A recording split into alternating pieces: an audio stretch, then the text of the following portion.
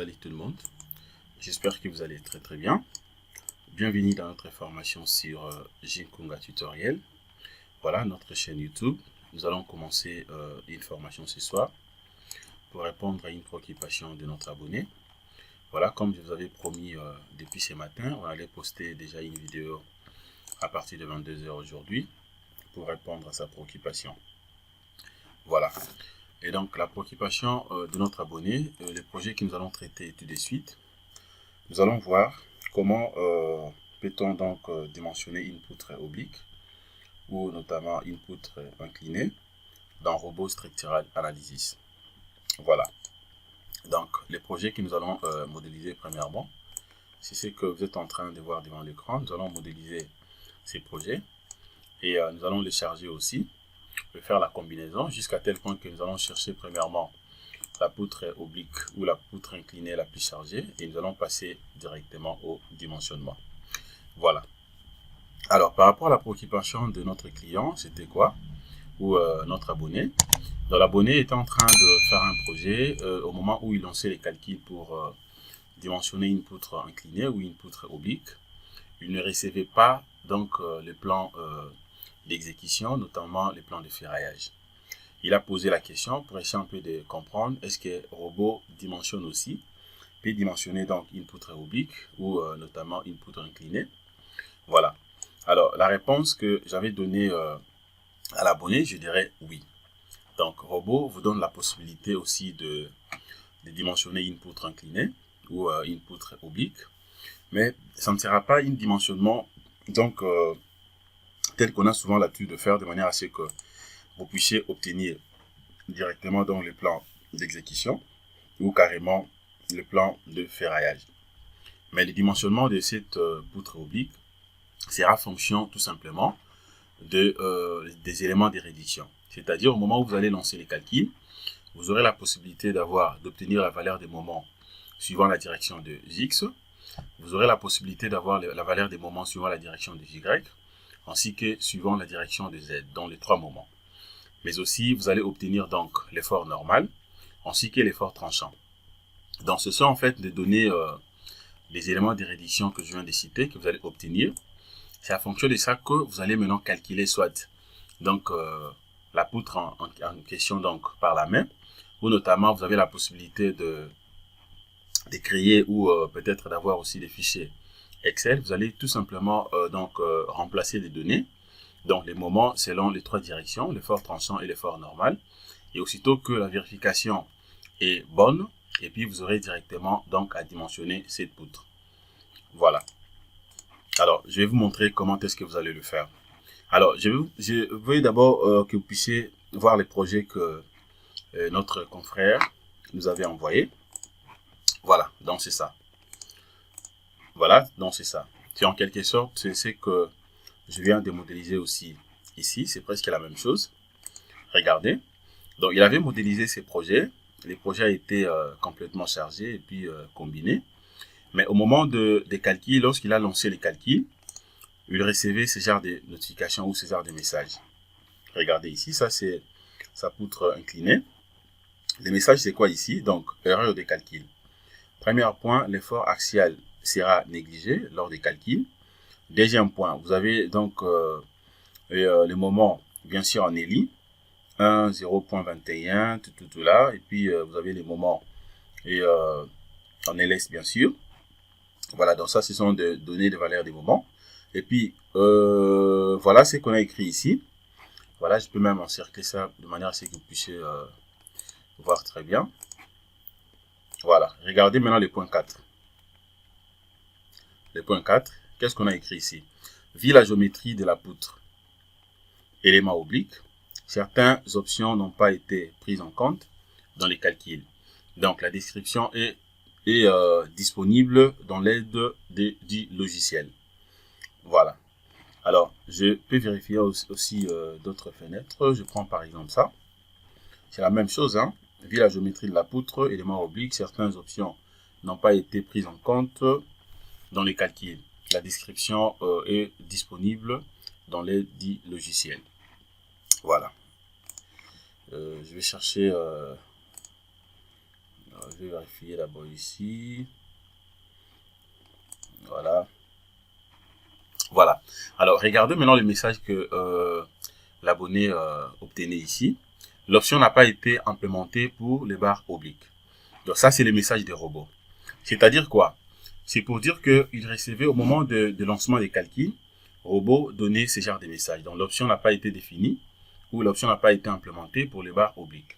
C'est-à-dire quoi? Autrement dit que robot ne pouvait pas dimensionner ou donc lui donner la possibilité d'avoir le plan d'exécution ainsi que le plan de ferraillage pour les barres obliques, donc pour la poutre oblique ou la poutre inclinée.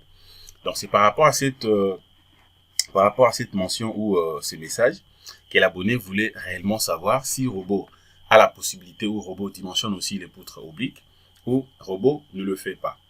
Voilà.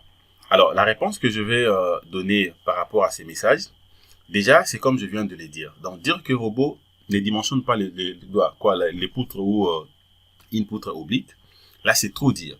Donc robot dimensionne les poutres obliques, mais pas jusqu'à la fin, dans le sens où robot ne va pas vous donner la possibilité d'avoir directement donc le plan d'exécution ou notamment le plan de ferraillage, étant donné que l'option pour les éléments obliques ou pour les éléments donc barres inclinées n'a pas été encore implémentée, surtout pour disons comment les versions peut-être aussi anciennes.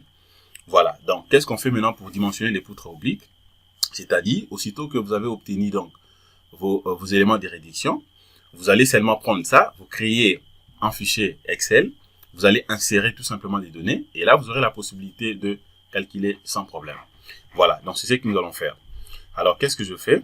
Je vais rentrer d'abord au niveau de ces projets. Regardez. Bon, je viens ici, je vais commencer tout au début. Je prends d'abord nouveau projet. Voilà, je prends nouveau projet.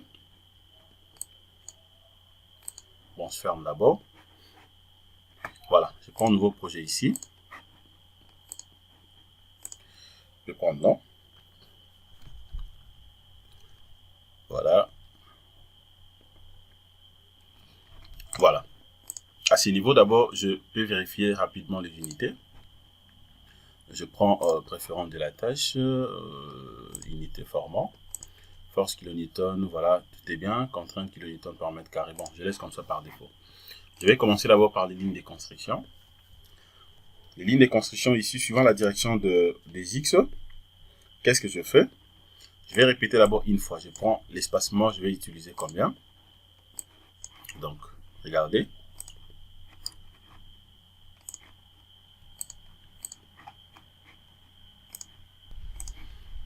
Espacement ici, je prends 3. Puis j'ajoute. Alors, je prends également une fois espacement, je prends 1.5. J'ajoute. L'équilibre, ça me fait 4,50 m. Là, c'est bien sûr suivant la direction des X. Je prends maintenant suivant la direction des Y. Je vais insérer 2 fois espacement 4 mètres. J'ajoute. Alors, le libellé, je peux modifier, je prends ABC. Maintenant, je prends suivant la direction des Z. Suivant Z, qu'est-ce que je fais? En hauteur, je prends d'abord une fois espacement à 3 mètres. Je vais ajouter. Pour créer la différence entre les deux, je peux aussi insérer 1.5. Donc, une fois espacement, je prends 1.5. Et puis, j'ajoute. Voilà.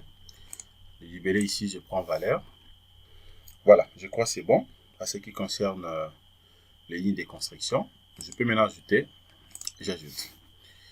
Bon, je vais vérifier ça d'abord très bien si tout a été bien fait. Voilà, je crois que c'est bon. Hein. Voilà, bon, je viens ici, je vais prendre d'abord les axes X, Z. X, et puis Z, c'est la hauteur. Voilà. Alors, maintenant, à ce qui concerne la modélisation, comment je vais procéder? Premièrement, je viens ici. Je vais prendre d'abord barre. Regardez. Le principe est que, au moment où vous allez faire la modélisation, ne confondez pas les poutres et les poteaux. Voilà, je viens d'abord ici, je vais commencer avec les poteaux. Je prends d'abord poteau BA. Voilà sa section, voilà, la section est déjà là. Je vais utiliser cette section, poteau BA avec une section de 20 x 30. Par contre, si vous voulez insérer une nouvelle section, vous allez cliquer juste à côté ici. Voilà, une fois cliqué, vous allez insérer la section ici. Je prends cette section de 20 x 30. Alors, maintenant, je vais maintenant modéliser. Je vais faire comment pour modéliser? Je commence d'abord par ici. Je clique premier point ici. Deuxième point de l'autre côté. Voilà. Et après, maintenant, qu'est-ce que je fais? Premier point, deuxième. Je vais vraiment que ma poutre soit inclinée. Bon, ici, je peux cliquer ici et de l'autre côté. Voilà, je ferme. Je vérifie d'abord la section. Voilà, avec cette section, je crois que c'est quand même bon. Voilà.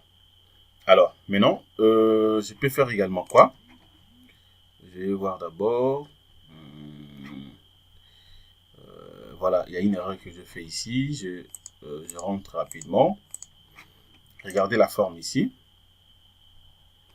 Voilà. Et donc, je réponds l'opération. Je prends poteau. Première clic, je suis ici. Deuxième de l'autre côté. Voilà. Et puis ici et de l'autre côté. Voilà. Je vérifie en quelque sorte ici. Voilà. Maintenant, je crois que c'est bon. Maintenant, je crois que c'est bon. Ça sera comme ça, incliné. Est-ce que c'est bien ici? Incliné, ça sera complètement incliné. Bon, je crois comme ça va. Et puis, je ferme. Alors, je peux maintenant prendre aussi poutre BA. Je prends la poutre BA, la section, je prends cette section. C'est une section que j'avais déjà introduite depuis longtemps. Voilà, j'active premier point. Et deuxième point, je m'en vais jusqu'à de l'autre côté. Voilà, je vais essayer un peu de voir comme ça si ça marchera.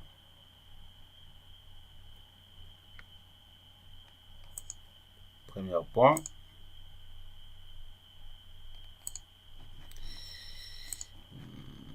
La forme. Bon, ça, je peux enlever. Hein. Ça, je peux enlever si je vais. Voilà, je peux faire quoi également? En principe, je devais... bon, je crée d'abord, je mets d'abord un truc ici. Je ferme. Je vais prolonger ça d'abord. Je viens, je prends ça, édition, prolonger. Voilà, je clique ici, puis je fais ça. Voilà, là c'est bon. Je clique, je sélectionne tout ça. Et le nœud, je fais delete. Voilà, c'est parti. Voilà. Alors, maintenant, je peux aller de l'autre côté. OK. Je crois maintenant c'est bon. Alors, étant donné que je viens de créer déjà donc Citric, je peux toutefois sélectionner les tout. Je fais soit CTRL A, sélectionne les tout. Je prends donc édition. Voilà, translation copie. Nombre de répétitions. Je clique, première clic ici, deuxième. Et puis première ici, deuxième de l'autre côté. Voilà, moi je vais créer ça un tout petit peu différemment par rapport à ce que vous êtes en train de voir ici. Voilà. Et après maintenant, qu'est-ce que je fais? Je peux placer maintenant les poutres suivant l'autre direction. Première clic ici, deuxième, première ici, et puis deuxième là-bas. Voilà, même ici également, je peux placer première, clic, deuxième. Voilà, je crois que c'est bon. Voilà. Alors, je peux sélectionner maintenant le nez. Sélectionne le nez de gauche vers la droite. Je prends nez, je vais mettre les encastrements. Ok, c'est bon. Voilà. Alors, déjà à ce niveau, vous avez la possibilité de vérifier la légende par rapport à ce que nous venons de voir. Est-ce qu'on n'a pas confondu les poteaux et les poutres? Je fais clic droit, je vais prendre attribut. Attribut et puis désignation par couleur. Voilà, je vais cocher profiler légende par couleur. Regardez, c'est bon. Alors, maintenant, qu'est-ce que je fais? Je peux maintenant créer directement et donc placer mes panneaux. Alors, je fais comment pour placer mes panneaux? Bon, je sélectionne d'abord, je fais d'abord CTRL A. Je vais intersectionner mes éléments. Je prends intersection pour avoir la possibilité de fermer facilement les contours. Voilà. Après, maintenant, je viens ici. Je vais prendre d'abord panneau. Ou carrément, je prends directement l'épaisseur de la dalle ici, puisque je l'avais déjà inséré, je crois. Bon, je vais utiliser la dalle épaisseur de 10 cm. Voilà, cette épaisseur, c'est bon pour moi. Alors, si je clique ici, de l'autre côté, je clique, déjà c'est bon ça. Je ferme. Je prends polyline. Je vais cliquer sur la géométrie, paramètres. Je prends panneau, contour.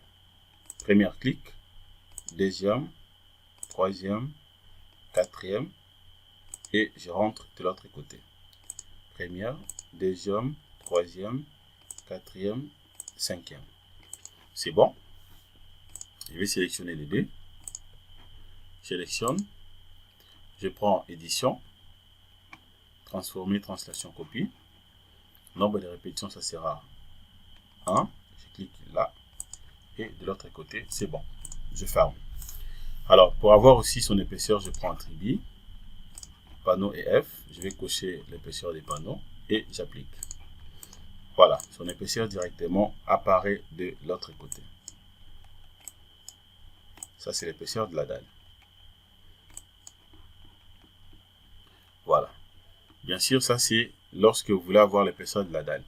Mais par contre, si je vais cacher son épaisseur, je vais faire la même chose pour avoir la possibilité de bien voir aussi mes poutres. Voilà, j'ai fait ça. Donc, c'est très très simple. Voilà. Alors, maintenant, qu'est-ce que je fais? Bon, soit je peux laisser comme ça. C'est bon. Et regardez, je viens donc de modéliser déjà correctement la structure. Je peux directement passer donc au chargement. Je vais d'abord définir premièrement les cas de charge. Une fois que les cas de charge sont définis, c'est là où j'aurai la possibilité maintenant d'insérer d'autres éléments. Je viens au niveau des cas de charge. Première charge permanente, ça sera 10. Donc au poids propre. Voilà, poids propre, j'ajoute. OK. Alors, deuxième charge maintenant, ça sera quoi également? C'est ce que je vais insérer. Je sais très bien que par rapport à notre projet, donc deuxième chargement, ça sera aussi une charge permanente qui sera dit donc au revêtement. Donc je viens ici, je vais écrire tout simplement revêtement. Voilà, revêtement. Revêtement. Voilà, revêtement. C'est bon. Et j'ajoute. J'ajoute. Voilà. C'est bon. Troisième charge, ça sera quoi maintenant?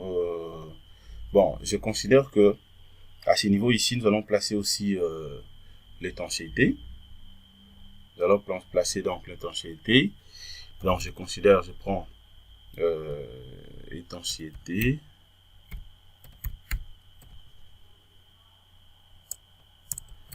Étanchéité. J'ajoute.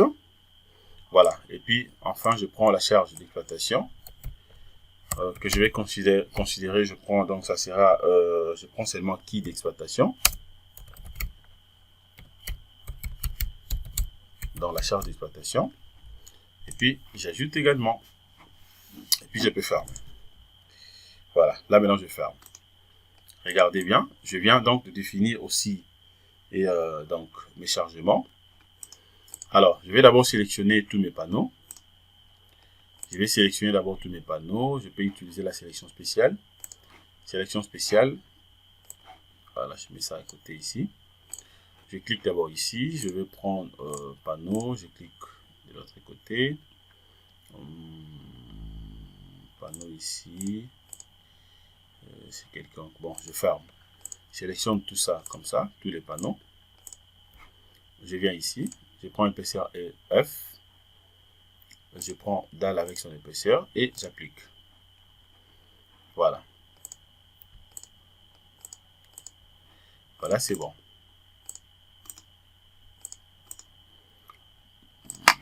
Je peux rentrer d'abord ici, panneau EF. Voilà, et puis j'applique. Son épaisseur apparaît. Voilà. Là, maintenant, c'est très bien. Alors, maintenant, je vais charger. Poids propre, déjà, c'est pris en compte. Je viens ici, je prends donc revêtement. Je vais prendre définir charge. Charge surfacique. Pour les revêtements, je vais utiliser une charge de combien? Bon, je prends une charge. Je vais prendre une charge de 1.32. Voilà. Donc, je prends, donc ça sera mon 1.32. Voilà. J'ajoute. Sélection spéciale ici. Je peux venir ici, attribuer. Bon, je prends d'abord panneau. Voilà, panneau dalle avec son épaisseur. Voilà. Et puis, j'ajoute. Regardez, les revêtements déjà, c'est bon. Je peux fermer. Je descends ici, je prends maintenant étanchéité. Je vais faire la même chose. Surfacique toujours. Étanchéité, la valeur est de combien? La valeur est de 0,30. Donc, je prends 0, moins 0,30. J'ajoute et j'applique. Et puis, au finish, je prends la charge d'exploitation. La même chose. Et de combien ici? La charge d'exploitation, je prends une valeur de 2. Voilà. C'est bon. J'ajoute. Et puis, j'applique. Je peux tout fermer. Regardez, là maintenant, je viens d'insérer donc déjà mes chargements. Alors, étant donné que j'ai déjà inséré mes chargements, qu'est-ce que je fais maintenant? Je peux directement passer au niveau de la combinaison. Je vais combiner ça rapidement. Je vais faire des types de combinaisons. Je vais commencer d'abord avec la combinaison automatique, chargement. Combinaison automatique, pondération, bon, je prends aucun. OK. Chargement, combinaison manuelle. Je le fais d'abord en ELI. En ELI, je clique sur OK. Je vais envoyer les tout. J'applique. Nouvelle. Cette fois-ci, je le fais maintenant en LS. Je prends LS. OK. J'envoie les trous. Je remets ELI. Et puis j'applique. Et je ferme. Regardez, la combinaison en ELI est là. Voilà. Alors maintenant, je vais faire quoi également? Je viens d'abord ici. Je vais arranger d'abord les paramètres d'émaillage. Je prends donc... bon, je peux le faire directement ici. Hein, comme ça, au moment où je vais lancer les calculs, j'aurai ça d'une manière automatique. Maillage. Je clique à côté, données. Oui, je vais prendre paramètres de la méthode. C'est bon. Je rentre. Option avancée. Est-ce qu'il y a des éléments de données plus cool? C'est bon, tout est bien. Je clique sur OK. Je confirme. Je vérifie d'abord la structure. Vérifier structure. Tout est bien. Je ferme. Voilà. Là, maintenant, étant donné que tout est bien, donc qu'est-ce que je fais maintenant? Je peux lancer maintenant les calculs pour voir ce que j'aurai cette fois-ci. Vous voyez? Là, maintenant, je lance les calculs. Voilà. Une fois lancé les calculs, voici ce que je viens d'obtenir. Donc, je viens de calculer donc, la structure sans problème. Alors, étant donné que j'ai calculé la structure, qu'est-ce que je fais maintenant? Je suis maintenant obligé de passer maintenant au dimensionnement. C'est là où notre ami avait connu ce genre de problèmes, ce genre de soucis par rapport au dimensionnement. Donc, avec le message que je vous avais montré là au début, avec ces messages. Observez, on aura le même message. Voici comment je vais procéder. Là, maintenant, je vais vérifier d'abord donc la poutre la plus chargée. La poutre, bien sûr, inclinée la plus chargée. Alors, comment je vais faire? Je viens d'abord ici. Je vérifie d'abord pour toutes les poutres. Pour toute la structure, je prends résultat. Je vais prendre diagramme barre. Voilà, je vérifie d'abord le moment suivant les trois directions. Je vais prendre quoi? Paramètres. Je vais prendre, bon, je clique. Voilà, je prends donc description, tout différencier. Et puis j'applique. Voilà. Concernant toute la structure, voici ce que je viens d'obtenir. De là, vous avez la possibilité donc de voir donc les différentes valeurs des moments suivant bien sûr les 3 directions, X, Y et Z. Observez, tout est là. Voilà. Alors, maintenant, moi, je vais vérifier seulement pour les poutres. Pour les poutres, bien sûr, obliques. Je réponds l'opération. Je vais rentrer d'abord ici, je clique sur rien. Voilà, je sélectionne d'abord toutes les poutres. Je vais vérifier d'abord pour toutes les poutres avant de choisir que les poutres obliques. Je prends toutes les poutres, tout est sélectionné. Je vais l'isoler d'abord, je l'isole à partir d'ici. Voilà. Et puis là, maintenant, je prends la valeur des moments suivants, bien sûr, 3 directions, et j'applique. Regardez bien. Je vais augmenter d'abord un tout petit peu l'échelle. Voilà. Regardez ce que je viens d'obtenir. Voici les diagrammes. Alors, je vérifie d'abord suivant la direction de X. J'applique. Le max est de combien? 0,59 kN/m. C'est un peu minimisé. Je prends suivant la direction des Y. Ça fait 3,70 kN/m. Voilà. Le max, en valeur absolue, ça fait moins 8,48. Et suivant la direction des Z maintenant, je vais voir. Ça fait 0,45. Et puis de l'autre côté, ça fait moins 1. Donc le max en valeur absolue, ça fait moins 1. Donc déjà, je comprends que la plus grande valeur des moments, c'est suivant cette direction. La direction de MY. Quand je clique maintenant, je vérifie. Je vais bien voir la poutre la plus chargée. Je me rends compte que à ce niveau ici, observez bien, je vais cacher d'abord mes sections. Observez bien. À ce niveau ici, je suis en train de voir que la poutre la plus chargée se situe suivant donc dans ce fil. Regardez. Donc ce n'est pas la poutre inclinée. Ce n'est pas la poutre inclinée, mais plutôt c'est la poutre normale qui est complètement la plus chargée. Tandis que moi, je vais vérifier maintenant le max et par rapport aux poutres inclinées. Qu'est-ce que je fais? Je réponds à l'opération. Je ferme d'abord ça. Je vais changer maintenant ma sélection. Je clique d'abord à vide. Cette fois-ci, je vais sélectionner seulement les poutres inclinées. Je prends ça. Je prends d'abord ça. Ça. Je prends ça. Je prends ça. Ça. Et puis enfin ça. Donc là, j'ai sélectionné seulement les poutres inclinées. Je vais l'isoler. Je l'isole. Voilà. Je vais maintenant vérifier le max, les moments max, par rapport seulement aux poutres inclinées. Alors, je vérifie suivant la direction de X. Je clique. Voilà, c'est presque nil. Voilà, donc c'est presque nil. Regardez. C'est presque nil, puisque le max ici, ça fait 0,54 en valeur absolue. Donc 0,54, c'est presque nil. Alors, je vérifie maintenant suivant la direction des Y. Suivant la direction des Y. Voilà, suivant la direction des Y, c'est fil. Les max, ça fait 2,89. De l'autre côté, en valeur absolue, ça fait moins 8,48. Donc, si nous considérons moins 8,48, nous prenons ça à valeur absolue, donc ça sera 8,48 kN/m. Donc, c'est suivant donc ces fils. Je vérifie d'abord suivant la direction des Z pour essayer un peu de comparer. Z, c'est presque nil. Donc, je vais rentrer ici. Je clique. Donc, là, je peux dire quoi? Directement, j'ai conclu pour dire que voici donc la poutre inclinée la plus chargée parmi les 3. Donc, c'est ça, la poutre inclinée ou la poutre oblique la plus chargée. Alors, maintenant, je peux passer directement au dimensionnement. Je clique d'abord à vide. Je vais maintenant sélectionner cette poutre. Sélectionne cette poutre. Voilà, comprenez très bien la manière dont je suis en train de procéder. Je vais maintenant ici. Je prends donc dimensionnement. Je prends donc ferraillage. Voilà. Je prends donc ferraillage.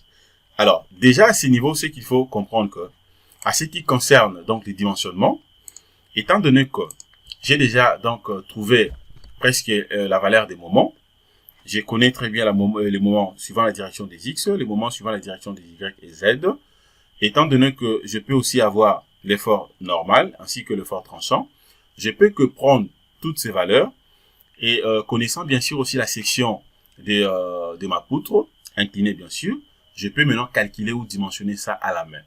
Ou carrément insérer seulement ces données à partir d'un fichier Excel bien concis et j'aurai directement les dimensionnements sans problème.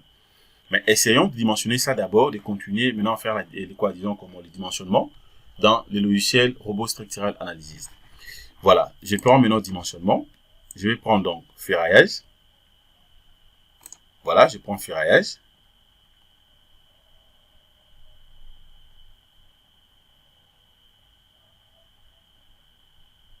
Voilà. Voilà maintenant, qu'est-ce que je fais ici? Alors, à ce niveau, maintenant, qu'est-ce que je fais? Je sais bien que je vais dimensionner ça en ELI. Je clique d'abord à côté. Je vais confirmer ça. Voilà. Donc, voilà maintenant la section apparaît directement ici d'une manière automatique. Voilà. La section apparaît d'une manière automatique. Alors, maintenant, qu'est-ce que je fais? Je vais maintenant continuer avec les paramétrages ici. Donc, suivez très bien la manière dont je vais procéder. Vous allez comprendre comment est-ce que vous aurez donc, vous serez à mesure de dimensionner donc input incliné dans Robot Structural Analysis sans problème. Alors, pour la première partie, on peut arrêter à ce niveau. Nous allons continuer la deuxième partie pour que nous puissions terminer notre formation de ce soir. Merci de votre disponibilité. Passez une excellente soirée. Au revoir.